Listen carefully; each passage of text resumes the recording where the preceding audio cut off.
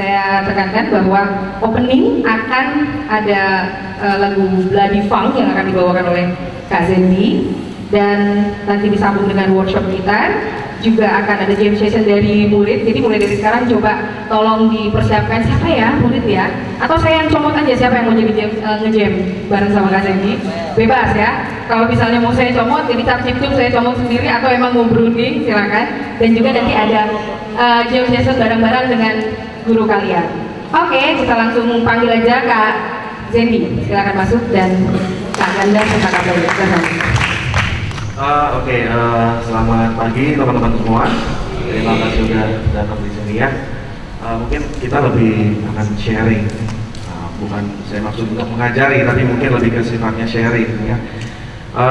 Materi yang akan kami sampaikan atau saya sampaikan mungkin lebih ke konsep improvising gitu. Terkadang kita pasti tahu bagaimana untuk improvise di sebuah konteks musik ya. Cuman banyak orang yang masih belum tahu berbagai clue yang harus kita pahami ketika kita berimprovise.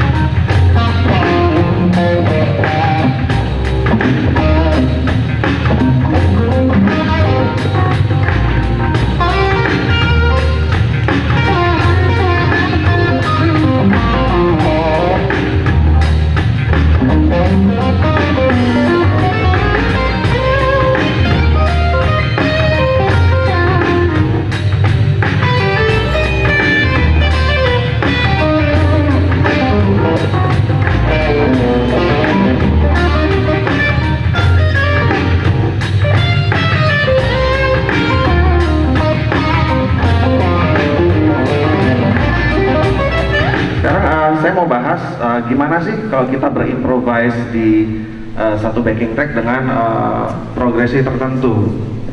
Nah, yang kita lakukan apa sih? Apakah kita langsung menghajar aja? Pasti kita perhatikan dari beatnya dulu, kemudian dari key centernya dia main di mana, kemudian dari rhyme-nya dia, ritmenya dia seperti apa, color backing track itu seperti apa, apakah blues ataupun jazz.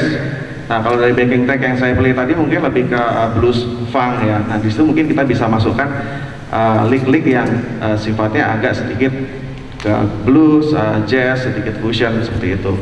Nah, sekarang gimana sih caranya untuk bermain dengan warna yang agak sedikit outside suaranya, tapi tidak terlalu outside banget gitu. Jadi lebih nuansa bluesnya tetap berasa, nuansa funknya tetap berasa gitu. Yang pastinya awal yang saya pakai banyak menggunakan pentatonic scale. Kebetulan key centernya di G minor ya, di S. Saya banyak pakai pentatonic scale karena scale ini kalau untuk kita bermain funk, bermain apa aja itu udah scale yang sangat wajib sekali gitu.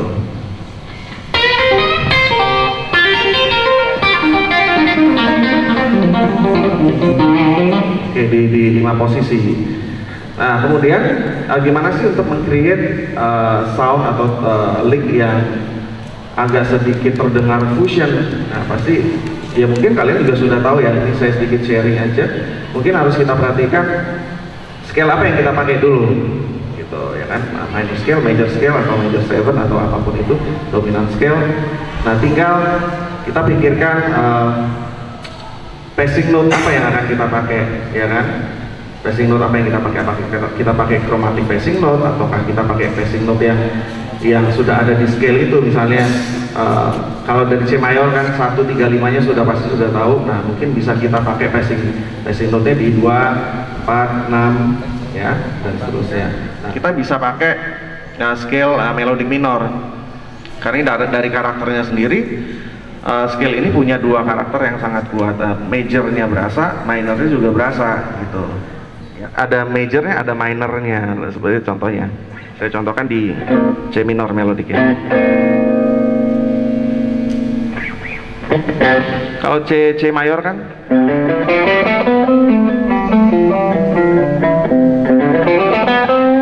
nah kalau melodic tinggal kita flatkan saja.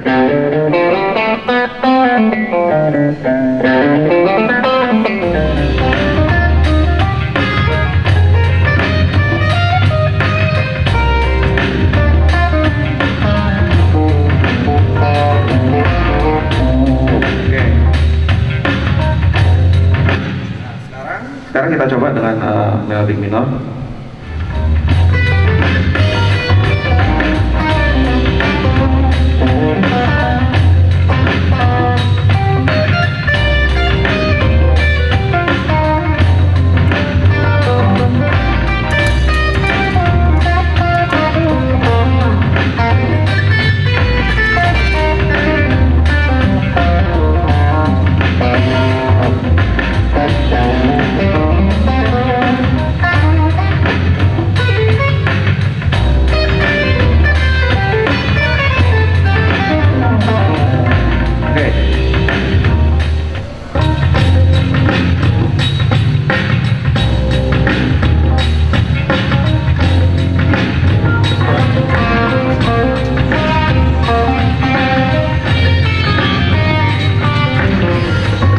Ini sound yang tipikal sekali ya, mungkin kita ambil dari pattern keempat.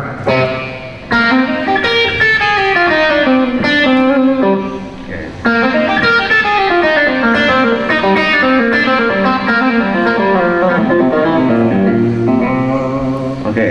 Nah, banyak sekali kita bisa aplikasikan di chromatic scale itu tadi.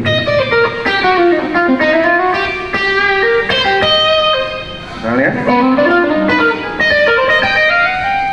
Oke, itu juga.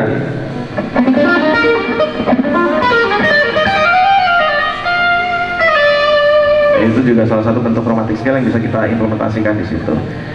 Nah, cuman yang harus kita perhatikan juga satu hal lagi, tone ketika kita membunyikan note tadi. Nah, saya banyak menggunakan teknik hybrid picking. Di sini saya menggunakan plectrum. Kemudian saya juga gunakan beberapa jari untuk membunyikan note yang saya mainkan. Fungsinya apa? Untuk memberikan color yang berbeda. Saya kasih contoh sedikit. Misalnya saya menggunakan pick 100% seperti ini.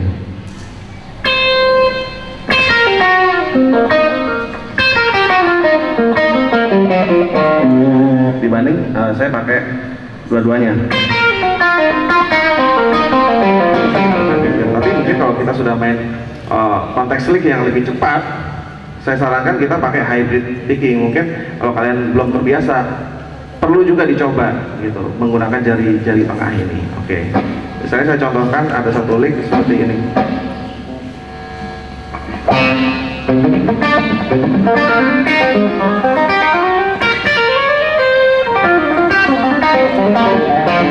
Oke, nah itu menggunakan hybrid picking semua. Jadi tone yang dihasilkan nggak rata.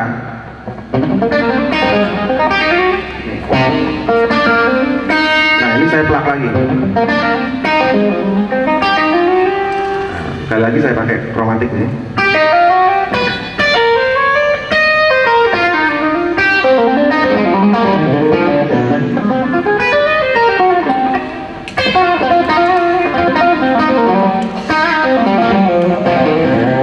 Oke, nah itu saya pakai finger semua untuk memberikan aksen, dibanding kita hanya memainkan dengan pick saja.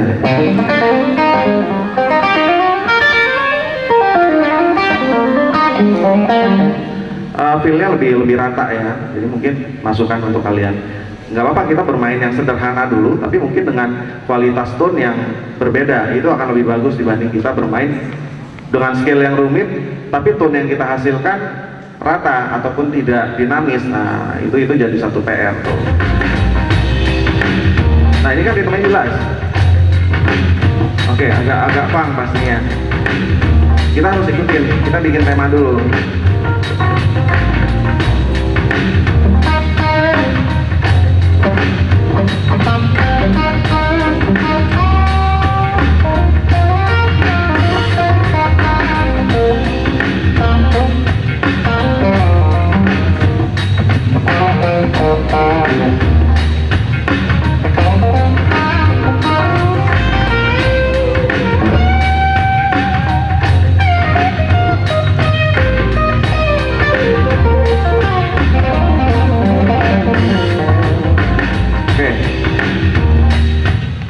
banyak ketika kita memainkan backing track, kita nggak tahu key centernya di mana, kita langsung hajar aja dengan skill yang rumit segala macam. Nah itu malah kadang bikin kacau.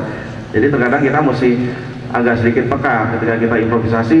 Kita dengar dulu ini progresinya kemana saja, kemudian ini ritmenya seperti apa, ritmenya seperti apa, kemudian nuansa dari backing tracknya ini apakah fusion, apakah ini jazz, apakah ini rock ataupun blues. Nah kita mesti tahu. Nah, ketika kita sudah paham itu, baru kita masuk ke konsep tema. Kita bikin tema dulu. Jadi mungkin kita lebih tepatnya kita bikin phrase, kita phrasing dulu atau pembuatan kalimat dulu. Misalnya saya bikin kalimat yang ini.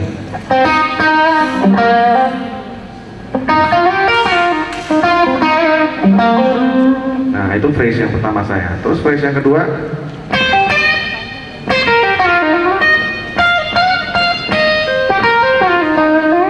Nah itu jawaban yang kedua. Yang ketiganya.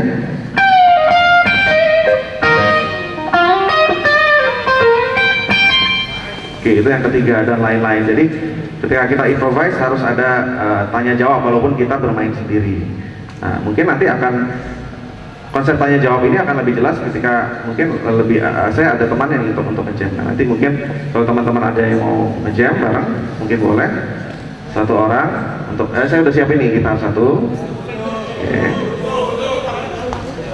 Oke, dan nanti saya juga itu tolong mungkin Pak Adi untuk bisa ngajak di keyboardnya gitu, setelah murid ya.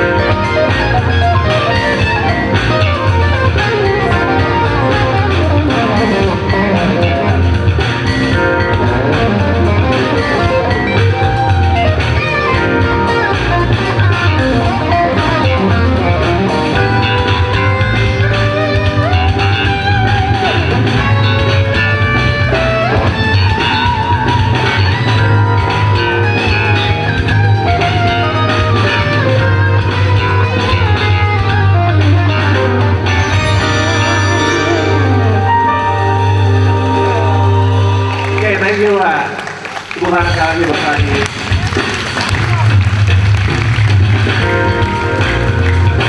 Oh ya, setelah laptop, PC, kita butuh speaker. Speaker ini yang agak orang suka takjub harganya, tapi jangan takut karena sekarang juga udah banyak speaker yang murah. Yang penting speakernya kalau untuk recording diusahakan kalau bisa beli yang flat. Ada istilah flat, gitu ya. Speaker flat. Oke. Ada beberapa pertanyaan kayak gini. Bisa nggak sih speaker combo bisa jadi monitor studio gitu? Secara teori jawabannya adalah nggak bisa, gitu ya. Karena kondisinya speaker combo, speaker yang ada di rumahan, apa speaker surround yang ada di rumahan kita itu sudah didesain sama pabrik supaya sedemikian rupa supaya suara yang mereka keluarkan itu bagus, gitu. Jadi ketika kita main gitar dengan speaker itu kedengarannya enak aja gitu, padahal sebenarnya enggak. Oke, makanya kita butuh speaker yang jujur. Ini adalah untuk multi track. Jadi kalau teman-teman kebayang saya mau ngerekam tapi sama teman-teman saya nih sekalian, yang kita butuhkan adalah sound card ini dengan koneksi yang agak banyak. Sound card yang saya bawa ini koneksinya 8 input, yang sebelahnya 4 input. Artinya apa? 8 input.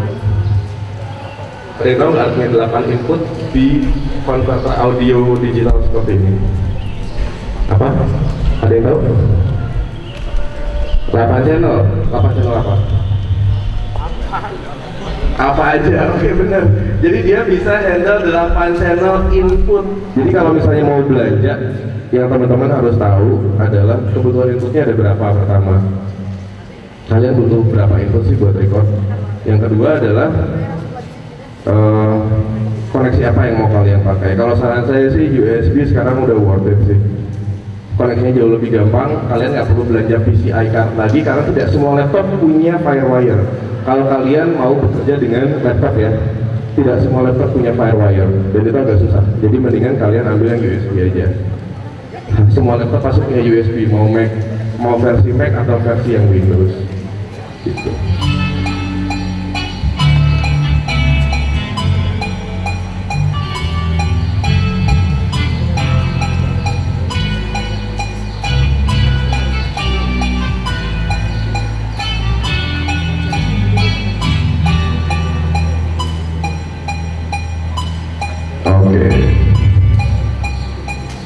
Oke, terima kasih. Kebetulan dong buat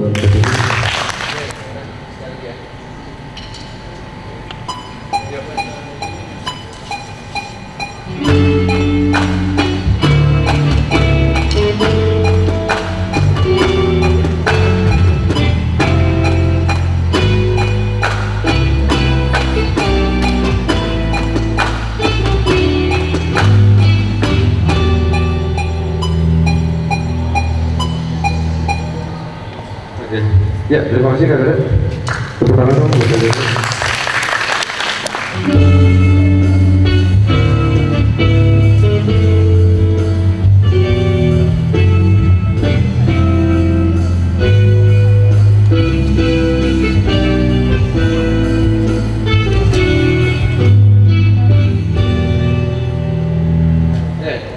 Yang pertama harus dilakukan ketika seperti kondisinya seperti ini adalah kita coba untuk mencari masing-masing soundnya dulu. Kita solo gitarnya, kita dengerin.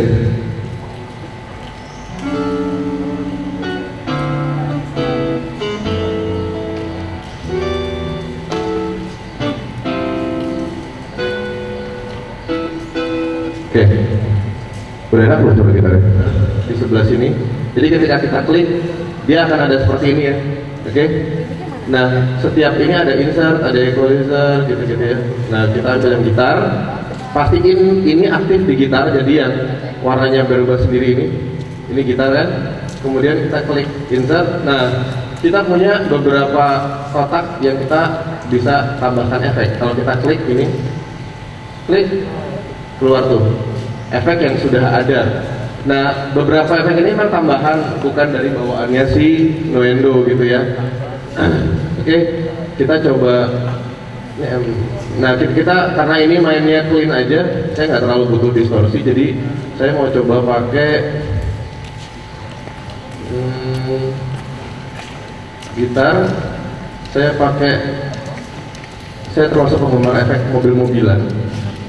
Jadi di sini pun saya coba pakai yang Stormbox. Kalau kita kasih tahu.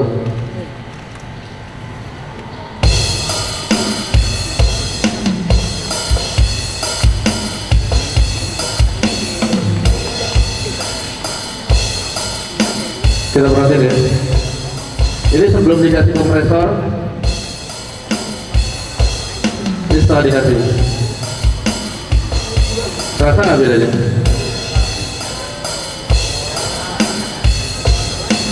Apa yang kalian rasakan? Lebih gede. Oke, kalau gitu sekian dari saya. Semoga teman-teman bisa bermanfaat apa yang sudah ada hari ini. Sampai ketemu kalau yang mau gabung di lab gitar akademi nanti.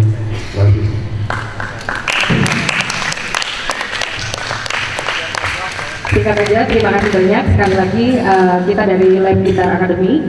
Jadi buat para teman-teman yang ada di sini untuk mengetahui lebih dalamnya lagi atau lebih lanjut, silakan dikunjungi websitenya. Kalau memang langsung mau datang ke tempat kita, silakan datang ke Jalan Haji Nawawi Raya nomor 30, Kompleks SMP Pangudi Luhur. Silakan datang ke sana, akan bertemu dengan kita juga sama beberapa teman-teman kita lainnya. Jadi buat teman-teman, kita informasikan juga bahwa di bulan saat ini kita telah membuka pendaftaran buat anak-anak yang akan beasiswa, yang akan digratiskan semua biaya, tapi akan ada screeningnya, dan kita akan menutup pendaftarannya itu di bulan Mei, karena screening akan dilakukan di bulan Juni. Tapi buat yang regulernya juga kita tetap buka dari mulai sekarang. Silakan kunjungi website-nya juga, jadi biar tahu persyaratannya dan seperti apa. Kalau mau datang untuk lebih detailnya lagi juga akan lebih baik, nanti bisa berkomunikasi langsung secara Facebook sama KZB-nya juga.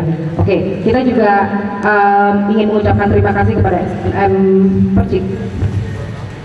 Terima kasih kepada kepala sekolah, wakil kepala sekolah, beserta guru-guru dan teman-teman yang ada di sini. Sekali lagi kita ucapkan terima kasih dan semoga apa yang sudah disampaikan sama kakak-kakaknya dari Lab Gitar Academy ini bisa bermanfaat buat kalian, dan tetap semangat, tetap memberikan hal-hal yang positif dan tetap berkarya.